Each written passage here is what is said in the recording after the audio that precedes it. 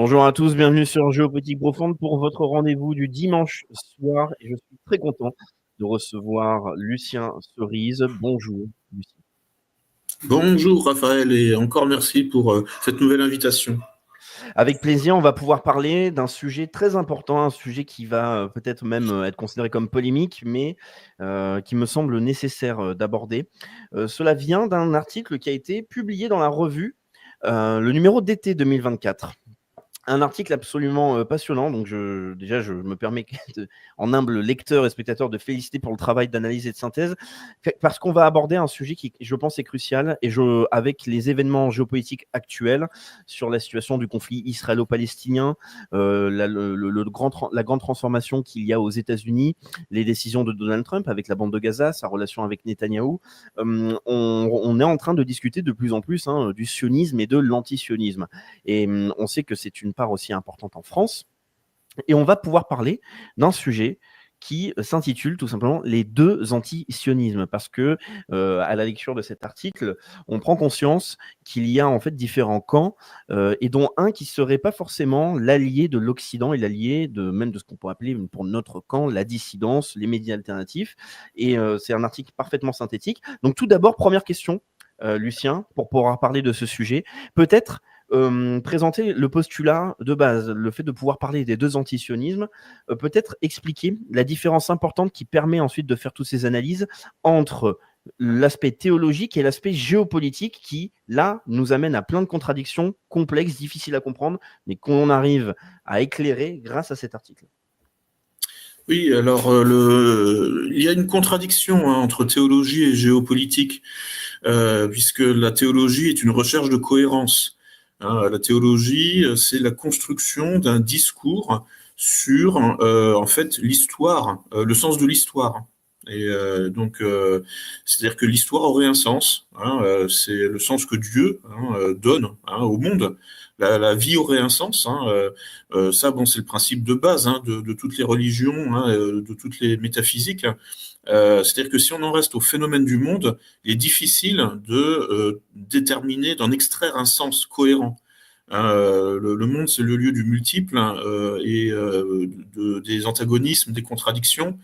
Et donc, bon, évidemment, il y a un petit côté anxiogène pour le cerveau humain qui, lui, bon, fonctionne différemment, c'est-à-dire qu'il ne peut pas se satisfaire de cette diversité, de cette multitude des phénomènes. Et le cerveau humain ne peut pas se satisfaire de constater des contradictions. Il a besoin d'imaginer une logique permettant d'unifier ces contradictions, ce qu'on appelle une sorte de dialectique, en quelque sorte. Et donc les religions, en particulier les religions monothéistes, celles que je connais le mieux, puisque bon, moi je suis né dans le christianisme, enfin dans le catholicisme pour être précis. Le catholicisme et le christianisme en général dérivent du judaïsme. Quand on lit la Bible chrétienne, on commence par lire des textes juifs, des textes hébreux. Tout chrétien a une imprégnation juive, puisque c'est ainsi que les pères de l'Église l'ont voulu. Les textes canoniques de la Bible chrétienne, c'est 3/4 de textes écrits par des juifs pour des juifs. Ensuite, il reste, un quart, un tiers, selon les éditions de l'Ancien Testament, où là, bon, en fait, ça s'enracine aussi dans le judaïsme. Les premiers chrétiens étaient juifs, mais ça s'adresse à tout le monde. Voilà, donc on peut dire qu'ils élargissent un petit peu leur base électorale. Si je parlais en gros si je pour évoquer une métaphore un peu contemporaine, enfin, en tout cas, ils élargissent leur public. Et ça devient le christianisme. Enfin, c'est en fait à la base une secte juive dissidente, dont le symbole n'est pas la croix, puisque la croix c'est un instrument de torture romain. Le premier symbole des premiers chrétiens c'est le poisson. Enfin bref, bon, tout ça en fait revient un peu au même quand on n'est pas croyant. Ce qui est mon cas, c'est qu'en dépit de mon éducation catholique, je n'ai jamais cru en Dieu et je me sentais plus concerné par le polythéisme qui admet, qui assume plus facilement l'incohérence du monde. Hein, les dieux dans les polythéismes, finalement, ont des caractéristiques humaines et avec des défauts humains, hein, des biais de caractère très humains. Donc, puis il y a des dieux, puis il y a des demi-dieux, et puis il y a des héros. Enfin bref, il y a voilà. Donc, les polythéismes assument plus le chaos du monde. Hein, que les monothéismes qui veulent tout régler à la fin, et déjà, puisque à la fin, bon, il y a une fin du monde, hein, et puis après la fin du monde, bah, il n'y a plus de problème. Et donc, il y a une recherche d'en finir avec les incohérences et les contradictions qui travaillent, hein, le cœur de la théologie monothéiste. Donc n'étant pas monothéiste, j'assume plus facilement les contradictions sans essayer de les résoudre. Hein, et c'est en ce sens que je me sens plus proche de certains polythéismes, qui assument effectivement les antagonismes sans essayer de les résorber à la fin. Voilà. Et ça c'est aussi à tournure d'esprit réaliste. Hein, c'est-à-dire celle à laquelle on arrive quand on n'essaye pas d'avoir le dernier mot. Hein, c'est-à-dire et quand on regarde la géopolitique sans essayer, hein, de l'écraser, hein, sous un discours, hein, qui va essayer d'unifier les phénomènes, on en arrive aussi à ces conclusions, c'est-à-dire en fait, on ne peut pas conclure, justement. C'est-à-dire que la théologie cherche à conclure l'histoire du monde, hein, par une résolution finale. Bon, la géopolitique, hein, oblige à une forme de discipline intellectuelle qui interdit de conclure, en tout cas de conclure au niveau global. Donc, puisque les renversements d'alliances, hein, par exemple, hein, donc les contradictions, hein, sont le pain quotidien de la géopolitique. Il y a des auteurs philosophiques, hein, comme Hegel et Marx qui ont transposé le schéma intellectuel du monothéisme en philosophie. Hein, ça permet de comprendre peut-être plus facilement, hein, la grande différence entre les historicismes, hein, ce que Karl Popper appelle l'historicisme dans son livre là, de 1953, hein, c'est-à-dire les théories comme quoi l'histoire a un sens. Karl Popper défend une approche, on pourrait dire, purement contextuelle, hein, où on peut définir, trouver un sens dans certaines situations, mais il n'y a pas de sens général. Donc ça, on est plus dans l'approche réaliste, pragmatique. Hein, c'est pour ça qu'il parlait d'une ingénierie sociale pragmatique opposée à l'ingénierie sociale qu'il qualifie de utopiste, hein, ou holistique, hein, c'est-à-dire totalisante, hein, qu'il reproche justement à Marx, qu'il reproche à Hegel, et qu'il reproche aussi, hein, aux théologies, hein, qui sont des historicismes, hein, c'est-à-dire des croyances, enfin des théories comme quoi l'histoire a un sens, et nous pouvons seulement interpréter et révéler ce sens aux autres. Il y a juste ça à faire. C'est-à-dire que l'humain n'est pas libre, en fait. L'humain n'est pas libre d'inventer, hein, son futur. Tout est écrit à l'avance, et maintenant, c'est simplement une révélation de ce potentiel originel, hein, qui n'est pas forcément entièrement visible. Ça, c'est vraiment le schéma de pensée hegelien, en fait, hein, qui permet de comprendre, de schématiser d'autres schémas de pensée. Mais à l'origine du monde, chez Hegel, il y a un potentiel qui s'explique par phases successives et qui sont elles-mêmes parfaitement enchaînées et déterminées par le mécanisme de la dialectique. Donc, mais ce schéma de pensée, hein, avec une réalisation ultime du potentiel initial, on a ça aussi dans le monothéisme, hein, et puisque tout est écrit à l'avance, en fait. Hein, et donc, voilà, bon, or, la géopolitique est une éducation, hein, à reconnaître que non, tout n'est pas écrit à l'avance. Il y a des surprises, il y a effectivement des renversements d'alliances, et il y a aussi en fait de l'indéterminisme, c'est-à-dire de l'incertitude. Mais bon, c'est humain, hein, de vouloir effectivement réduire l'incertitude en écrasant le réel sous un discours, hein, qui va imposer une cohérence au réel, cohérence qui n'existe pas au niveau global. Là, après, tout n'est pas incohérent non plus, hein. On n'est pas dans le chaos permanent, hein. Là, on est en train de justement d'émettre des. Là, je suis en train de parler, on est en train de discuter. Bon, on n'est pas. Enfin, il y a une réduction de l'incertitude là pendant qu'on parle, hein. L'information, c'est ça, c'est la réduction de l'incertitude. Donc là, je transmets des informations, donc je réduis le chaos, je réduis l'entropie, hein. Je fais de la Là, j'augmente le niveau de négantropie informationnelle en échangeant des signifiants avec toi et avec les gens qui vont nous écouter. Donc, il y a une dialectique, hein, entre le chaos et l'ordre, entre l'ordre et le désordre.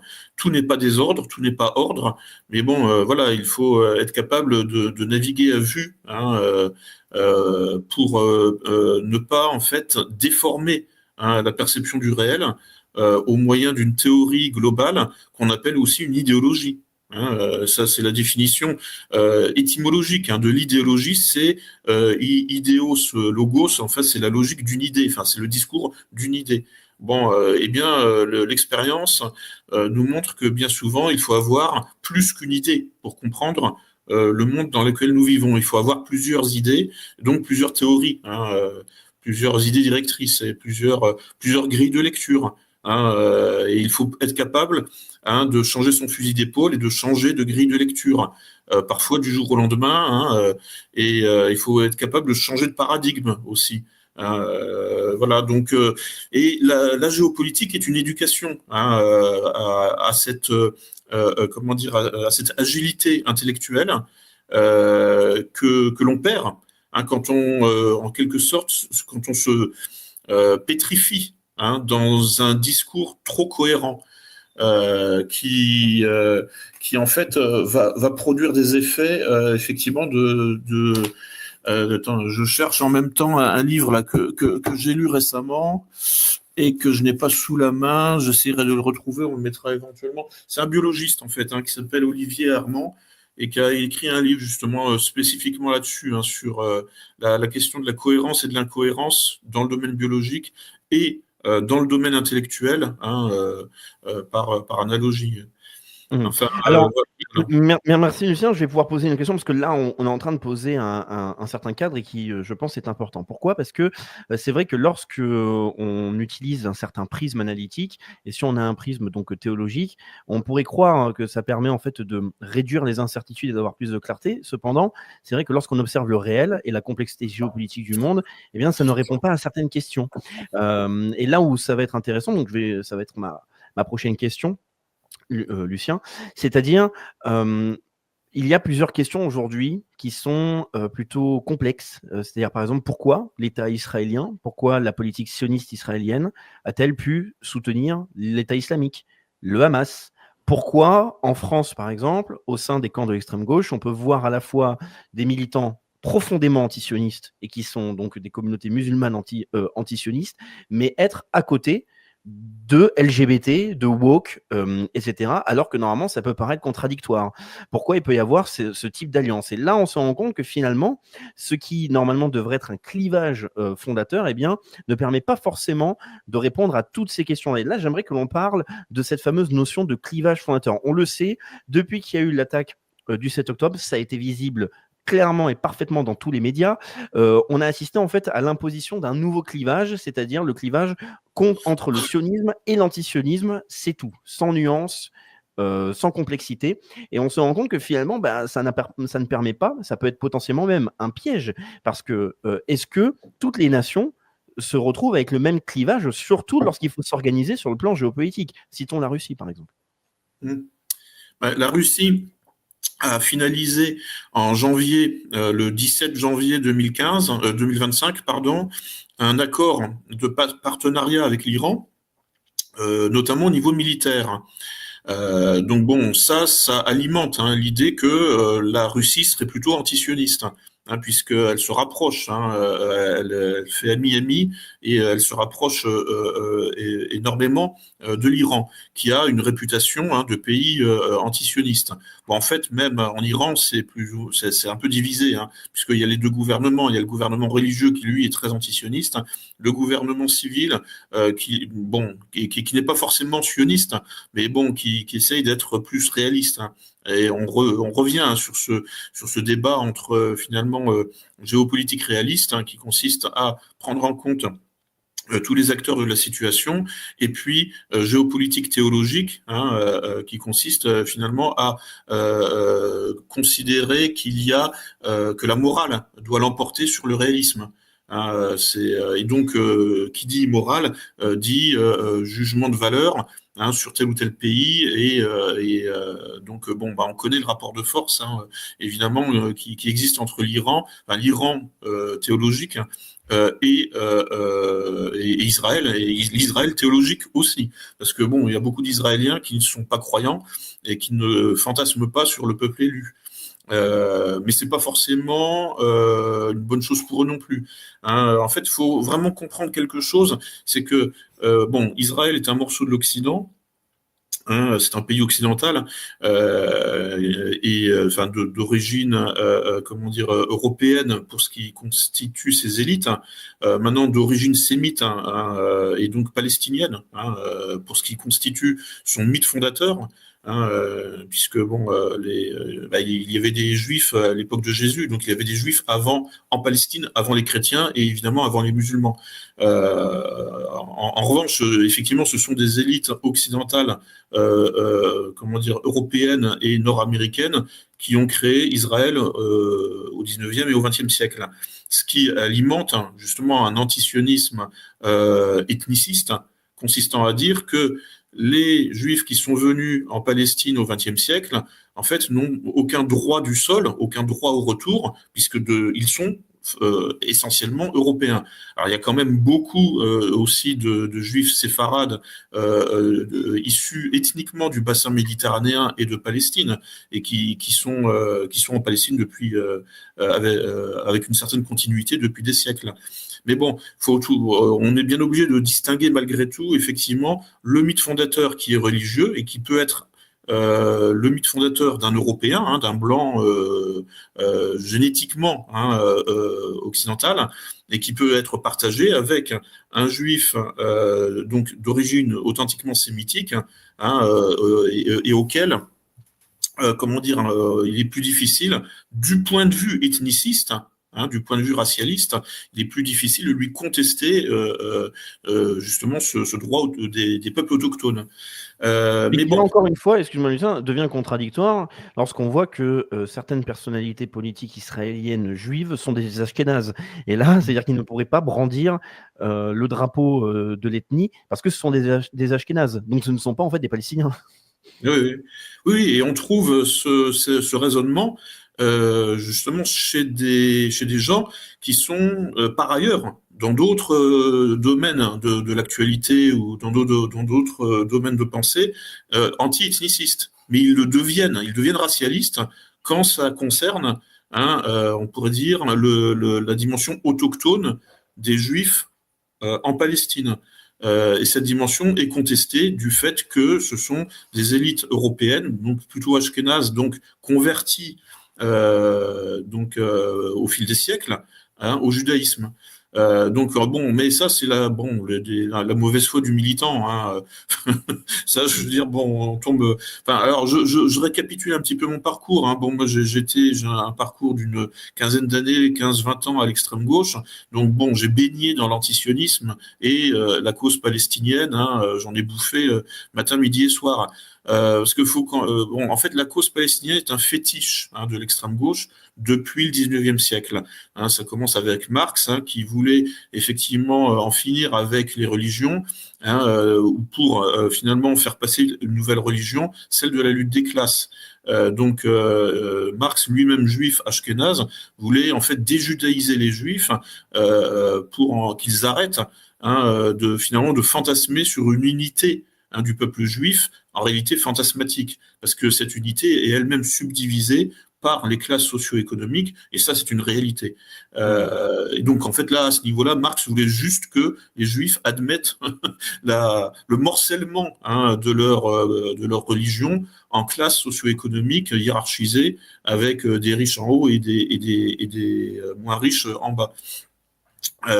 Mais bon, là, on voit que de toute façon, les religions sont elles-mêmes prises en otage en quelque sorte par les systèmes socio-économiques, et donc Israël, comme tout l'Occident, doit choisir entre deux systèmes, un système militariste en quelque sorte à l'ancienne, et un système consumériste plus récent, plus libéral, et Israël n'y arrive pas. C'est la grosse difficulté de ce pays, mais c'est la grosse difficulté de tout l'Occident. C'est de finalement renoncer en quelque sorte à un militarisme considéré comme réactionnaire.